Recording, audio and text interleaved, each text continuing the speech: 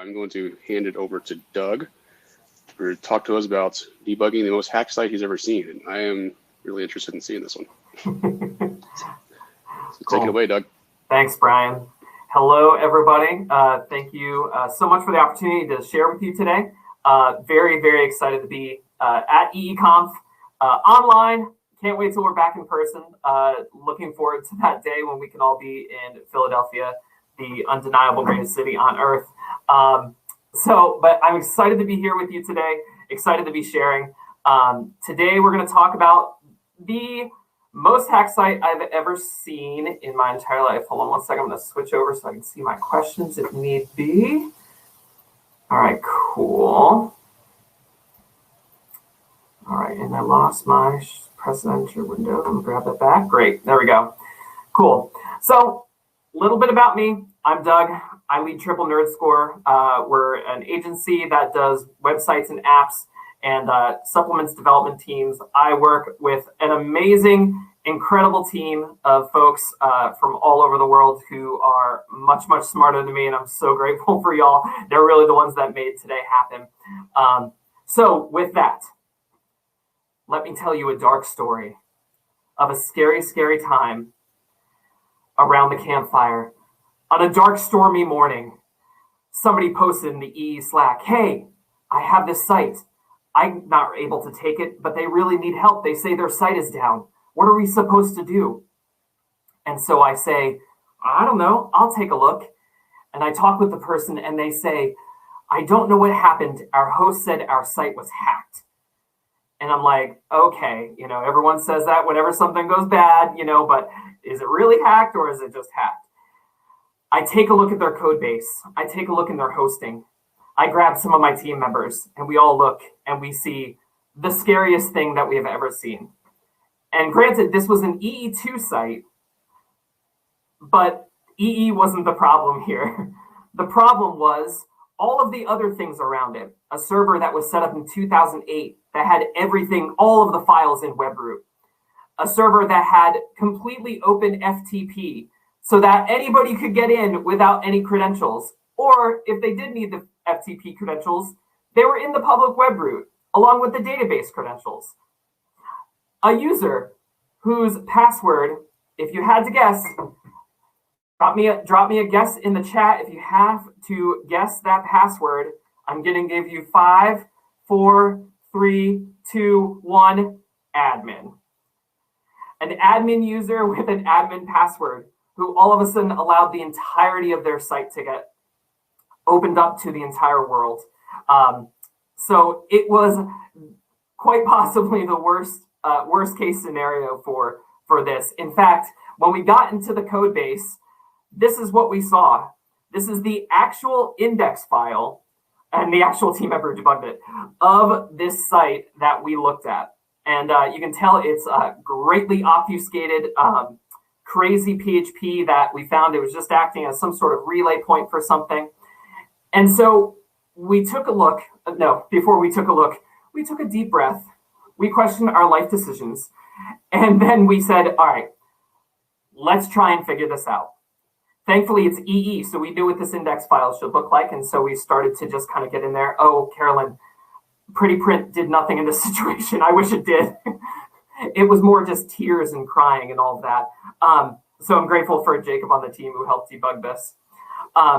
So hacked sites happen. It's inevitability in the web world that you are going to find something that is going to be either tagged by somebody trying to spam your site, trying to get in, trying to into some sort of credentials, and it's going to be a scary thing.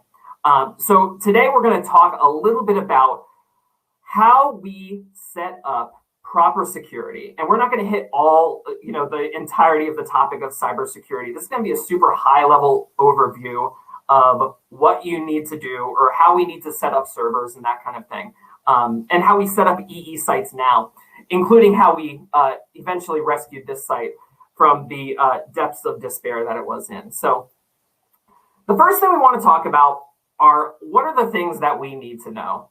What are the things that we the basic presuppositions of where we need to be at in order to kind of talk through this? So the first thing there are lots of hackers and spammers and spoofers out there. Like I said, it's inevitable that there are folks out there who are going to try and get into your site. They're going to try and spam your contact forms. They're going to try and guess your passwords.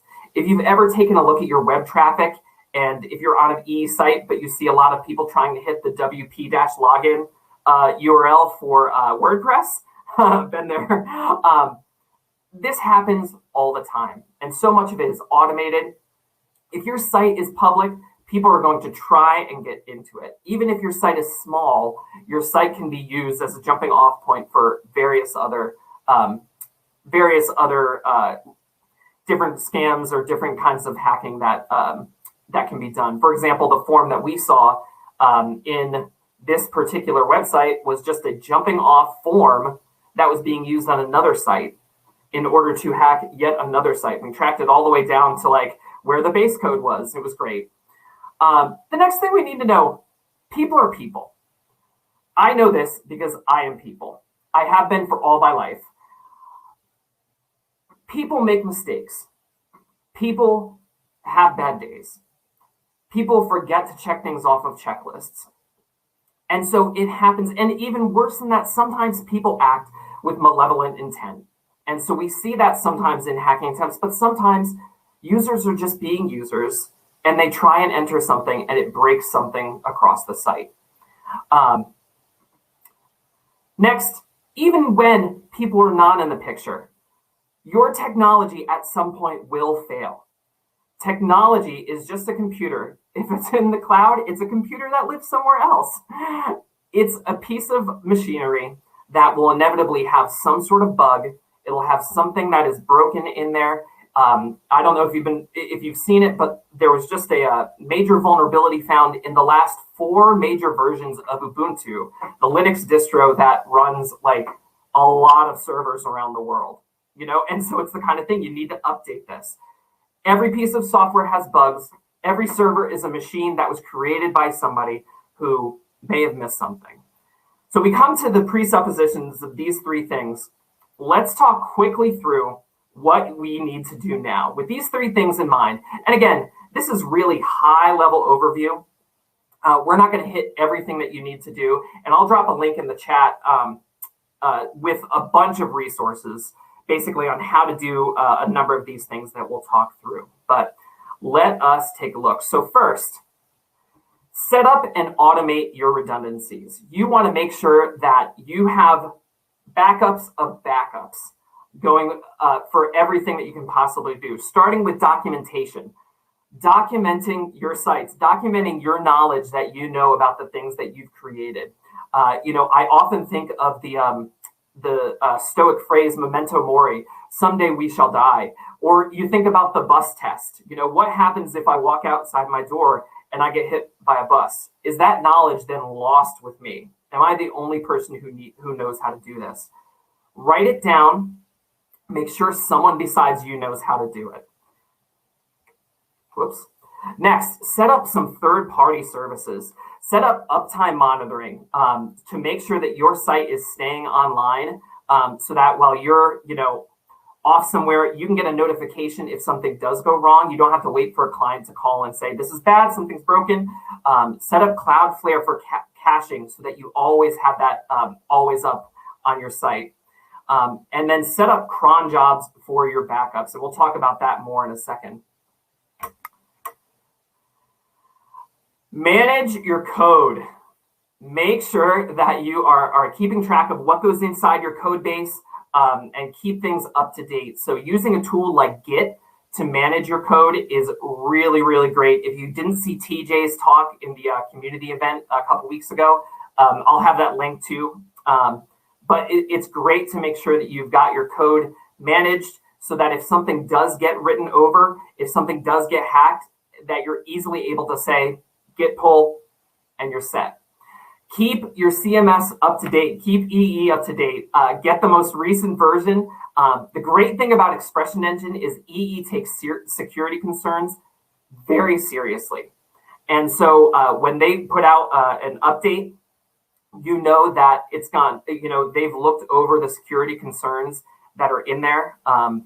And so make sure to keep your CMS up to date. Another great way in the EE world to manage your code is to move your system folder out of your web root. What this means, if you've looked at the structure of Expression Engine, how the code is lined up, you have your system folder.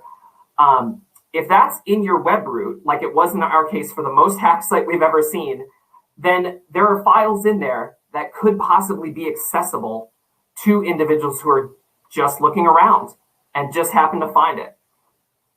Make sure to move your system out of your web root. And again, I'm going to put links to the documentation on this in the links here. So next, back up everything.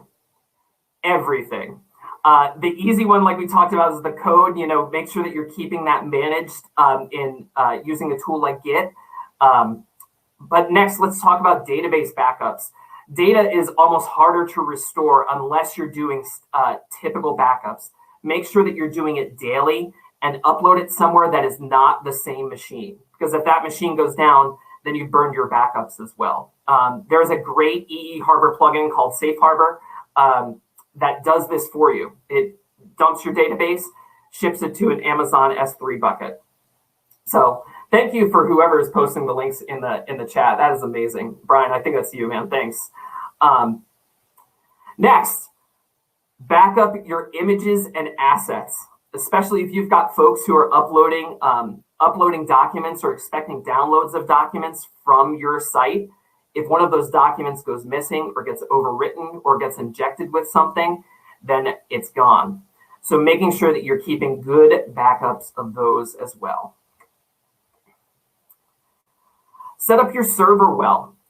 If you're setting up your own setup or your own server, make sure that you're only allowing the traffic in and out that you want to be there. Making sure you've got the proper ports open, your web traffic, your SSH, that kind of thing, and making sure, this was not the case on our site, that you set your file permissions properly.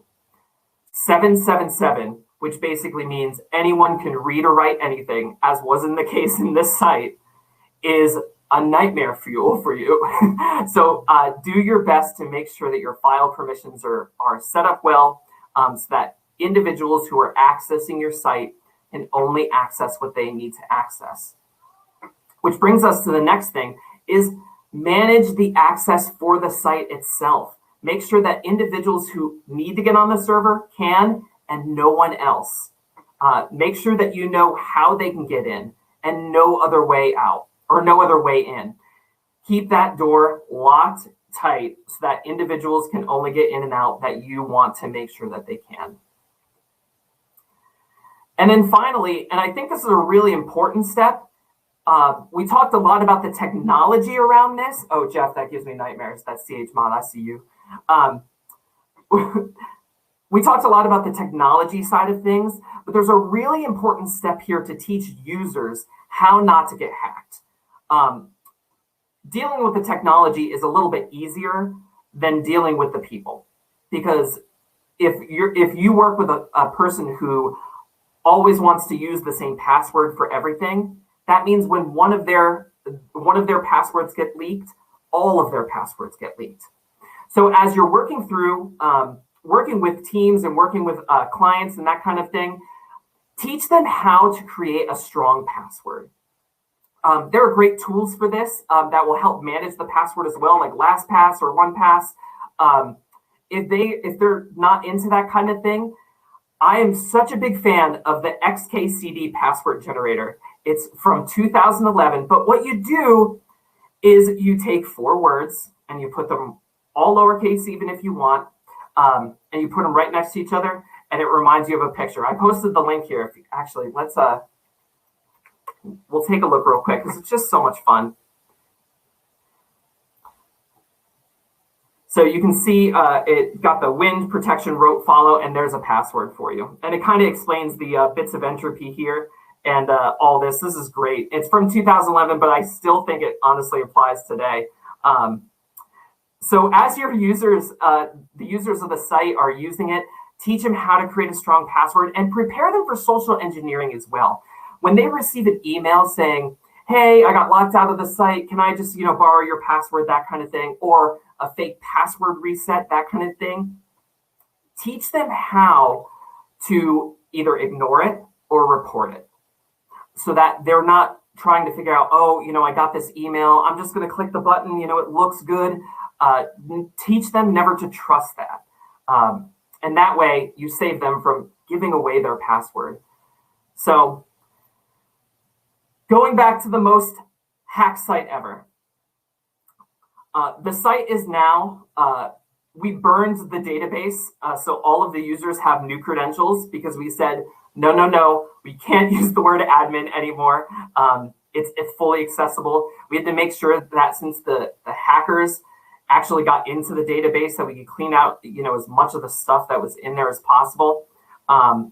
The site is now fully EE6. All the passwords are changed and it's getting backed up regularly. So again, thank you for the team to make that happen.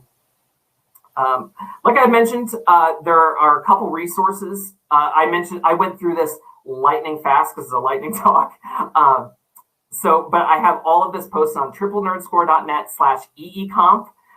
You can head over there and see all of the resources that you could possibly need, all of the things that were mentioned here, uptime monitoring, database backups, how to move your system out of WebRoot, all the links that Brian's been posting in the chat here. So with that, I'm going to open it up to questions.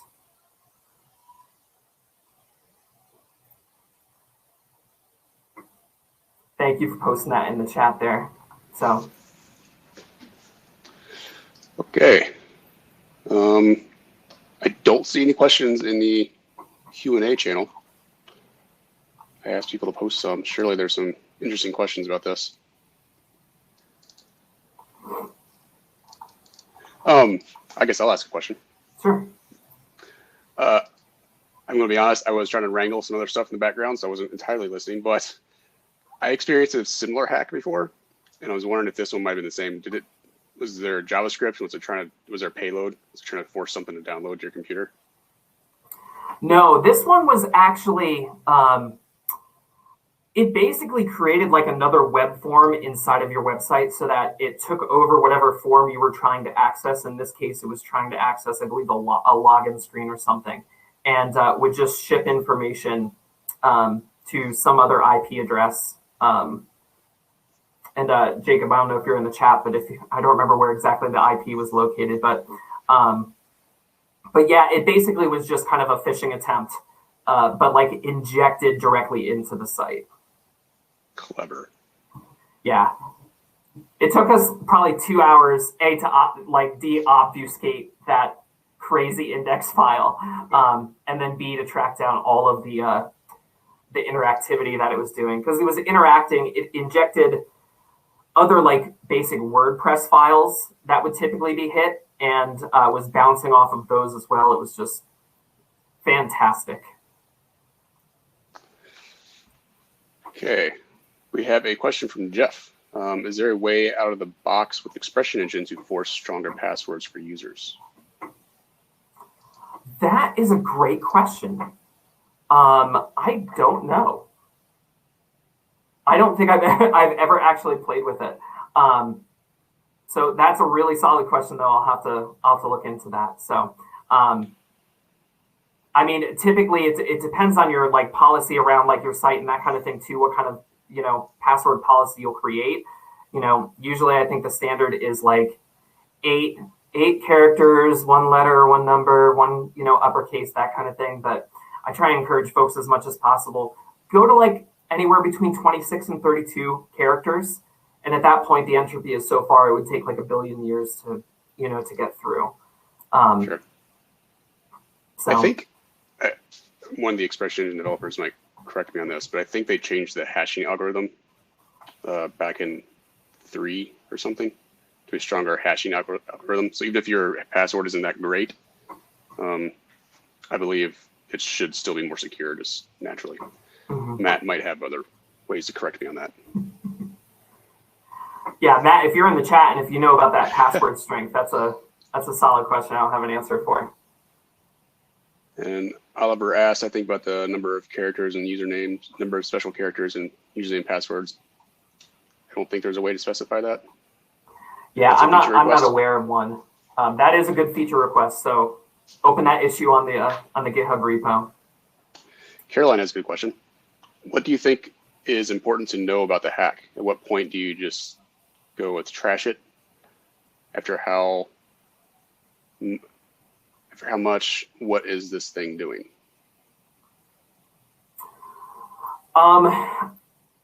Good question. So let me read through it.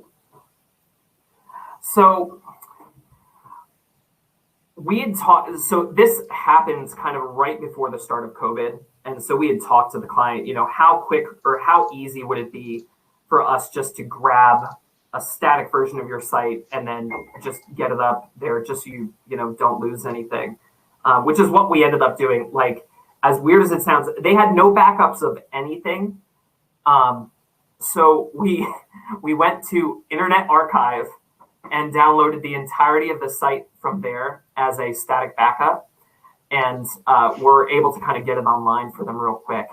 So I think what kind of helped inform our decision around it was how quickly did we think we could get through the code base that was hacked. Gratefully, it was only probably 200 files that were injected, not changed, injected, and then 1 or 2 files that were changed. We got through some of the database cruft. We made every user change their password, and we kind of changed it for them on the password side or on the database side of things. And so that speed was kind of the indicator for us whether we could do it. And then giving them the opportunity to say, like, is this immediate? Like, do you need this back up today? Are you comfortable with waiting? Are you able to get it back up today? Since they were reliant on hosting that had felt that, since they were hacked, the site's probably not going to be worthwhile. We said, all right, let's work with what we've got. So we did the full static site and then, got it back up from there. So Carolyn, let me know if that answers your question there. Cool. I want to add just a little 2 cents to this. If you do see a site hacked like this, don't panic like I did and start trying to undo it real quick. Capture the site the best you can so you can actually analyze what happened. Yeah, it's a good call. Agatha has a question. She's asking, how sophisticated are hackers when it comes to figuring out passwords that resemble a word but are modified? If that makes sense. I'm guessing throwing in random characters into the middle of a word. Yeah, like a dollar sign zeros. Instead of an S. Mm-hmm. Yep. So it really depends on like what kind of system, at least from what we've seen, what kind of system or automation they're using. Typically, it's just a standard password list, and they're just taking random words, that kind of thing. There are some changes in there, but it's not like really. They're not going to look at every single change that could happen in a password. What I would say to that is, if you have a password, make it at least, like I said, 26 to 32 is ideal. If that's uncomfortable for you, go at least 12 characters. And try your best not to do the character switching in there, because it does really make things a lot easier. A great example, somebody who uses their pet's name. If you talk about your pet on social media, then I know, okay, if your pet's name is Rufus, all right, so I'll try Rufus. I'll try Rufus with a capital R. I'll try Rufus all capital. And then I'll start thinking I'll try Rufus with a dollar sign instead of an S, or a 5 instead of an S. But that's, again, more on the manual side of things. The stronger password you create now and the stronger password you encourage your users to create, the better off they'll be. Cool. Let's do one more question. Caroline's asking, how much do you learn about the hack before you clean it out or fix it? Yeah, great question. Again, I think it really depends on the expedience that they need everything back up. the expedience of how much stuff is backed up. If we're able to pull up the site real quick, then we'll usually download, all of the hacked stuff and kind of take a look through it. We did in this circumstance, especially because they had nothing else. So again, it really kind of depends on the nature of what the client is looking for, if they need something up as fast as possible, if they have the option to do that, and then also if there's an expectation that this could be something greater. 95 times out of 100, this is going to be just your typical scammers looking for something, to bounce their site off of or bounce another script off of. It's not going to be anything personalized or anything like that. We have seen in a couple circumstances where it has been specific to the user and specific to the company, in which case, there are like legal ramifications in that, in which case, after that, we'll, spend a little bit more time digging into that. Cool. All right, I guess we'll wrap it up there. Thank you, Doug, again. Thank you again for jumping in on a second's notice to do a little time swap here. Totally. Happy to be here. And again, I'll post that link to the notes in the chat there. And if you have any questions, I will be in the chat all day.